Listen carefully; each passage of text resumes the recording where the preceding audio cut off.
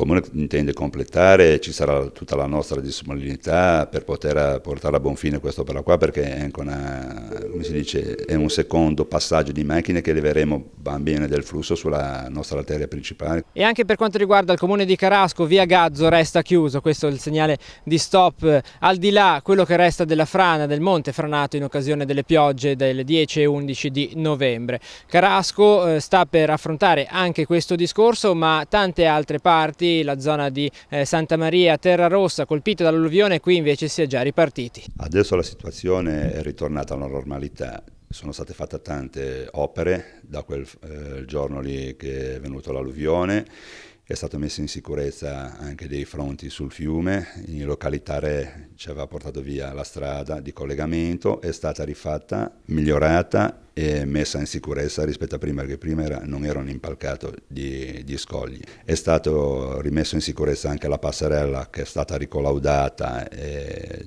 c'è l'agibilità di poterci passare, in più è stato pulito bene il Valle Trezza, che l'ultimo intervento è stato fatto un mese e mezzo fa, in quanto con le acque che sono piovute all'inizio qua della stagione invernale ha creato di nuovo delle difformità, andando a tappare il deflusso delle acque. È stato ripristinato mettendo dei massi e portato in sicurezza.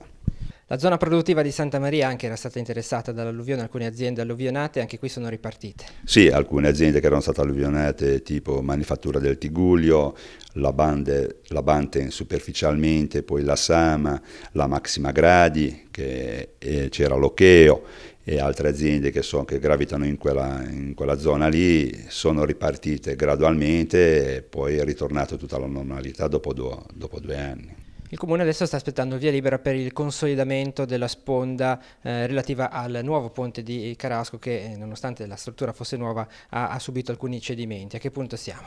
Siamo al punto che ora aspettiamo il nulla osta dalla Regione Liguria per poter fare l'esecutivo, di dare poi inizio, fare la gara d'appalto e dare inizio ai lavori, perché è un'opera importante di 1 milione di euro.